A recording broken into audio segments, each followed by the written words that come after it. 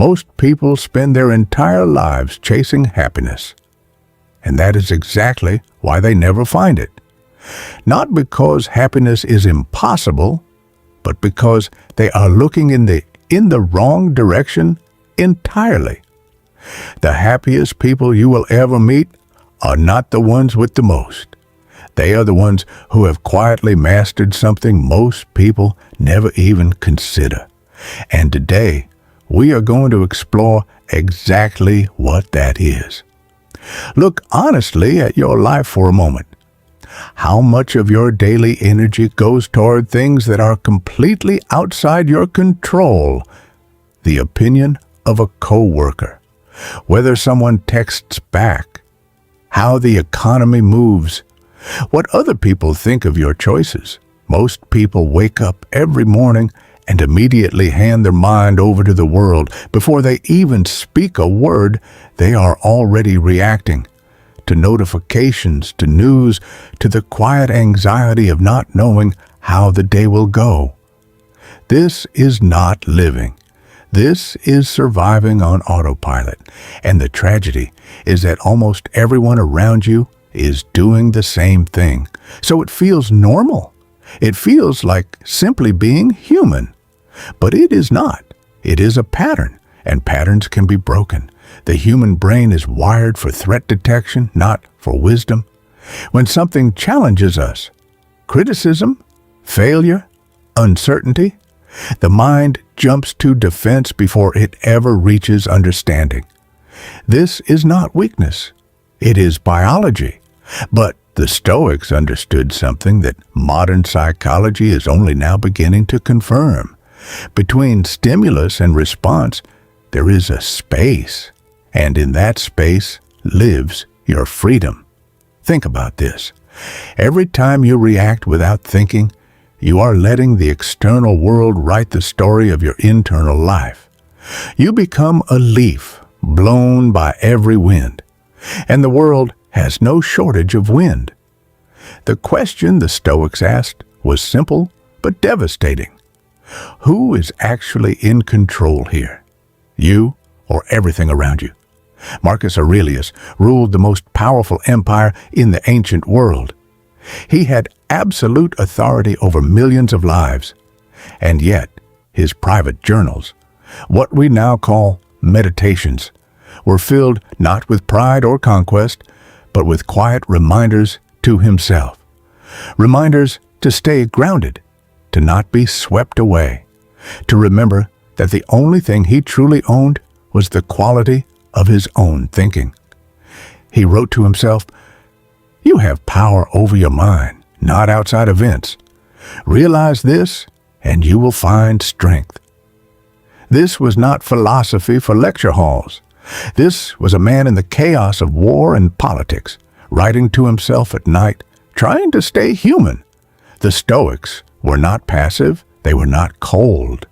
They were deeply engaged with life, but from a position of inner stability that most people never build. Here is the trap that almost everyone falls into. We believe that when our external circumstances improve, our inner state will follow. When I get the promotion, I will feel confident. When the relationship works out, I will feel whole. When life becomes easier, I will finally be at peace. Pause for a moment and ask yourself, how long have you been waiting for that moment? Carl Jung spent decades studying the human psyche and arrived at a conclusion that mirrors Stoic philosophy almost exactly. He observed that people who never face their inner world will always find ways to remain disturbed, regardless of what they achieve or acquire. He called this the shadow, the unexamined parts of ourselves that silently drive our behavior. The Stoics called it living without logos, without reason, without self-awareness, without purpose. Both traditions point to the same truth. The external world is not the source of your suffering, and it is not the source of your happiness either. The shift is subtle, but it changes everything. Instead of asking, what do I need to be happy? Begin asking, who do I need to become? Happiness, in the Stoic framework, is not a destination. It is a byproduct. It emerges naturally from a life lived with discipline, clarity, and alignment between your values and your actions. Epictetus, who began his life as an enslaved person and became one of the most influential philosophers in history, put it plainly, seek not that the things which happen should happen as you wish, but wish the things which happen to be as they are, and you will have a tranquil flow of life. This is not resignation. This is mastery. There is a profound difference. Imagine this situation. You receive harsh criticism at work. Someone questions your competence in front of others. The old response, the reactive response, floods your body with shame or defensiveness. You either shrink or attack. Either way, the moment controls you. Now imagine someone who has built inner stability over years of quiet practice. They hear the same criticism. They feel the sting. They are human, not stone. But they do not let that sting become their reality. They ask, is there truth in this? If yes, I will use it. If not, I will release it. That pause, that single breath of conscious choice, is the entire practice of Stoicism condensed into one moment. It does not happen overnight, but it compounds. Every time you choose awareness over reaction, you strengthen something inside yourself that no external circumstance can touch.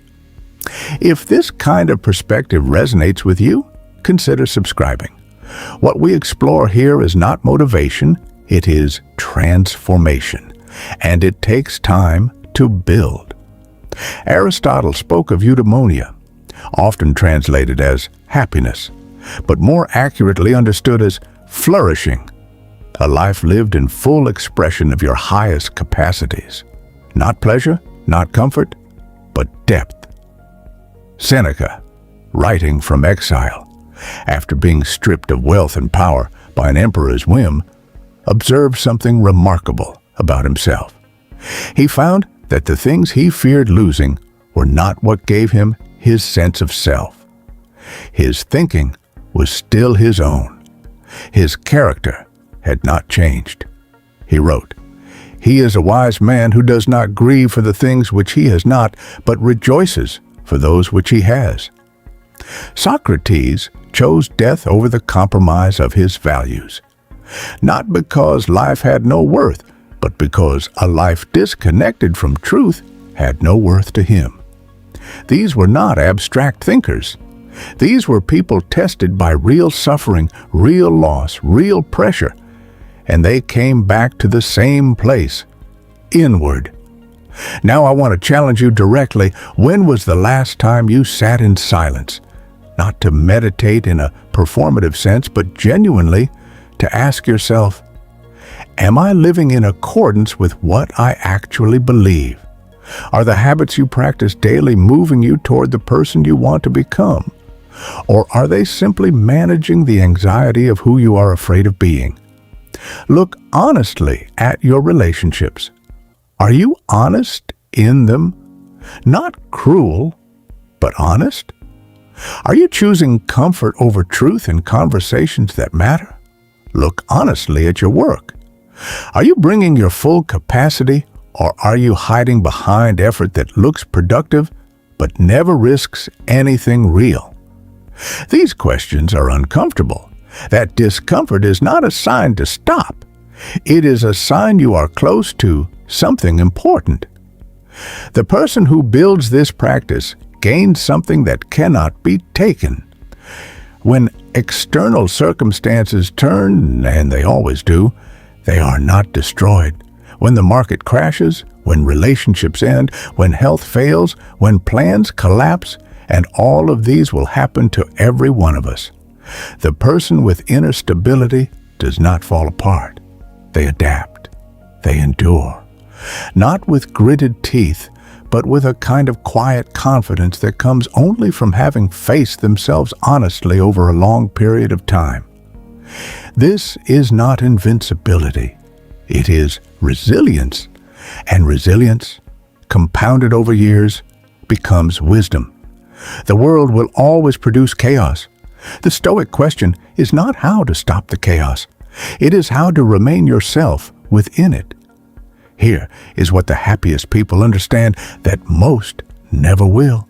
Happiness is not something that happens to you. It is something you practice quietly, daily, often without applause or recognition. It is the habit of meeting each morning with intention rather than anxiety. The habit of choosing thought over reaction. The habit of aligning your inner world with what you know to be true, even when the outer world pressures you to abandon it. Marcus Aurelius wrote his journal for no one. There was no audience, no approval to seek, just a man in conversation with himself, trying every single day to be a little more worthy of the life he had been given. That is the practice. Not perfect, not permanent, just present, just honest, just yours.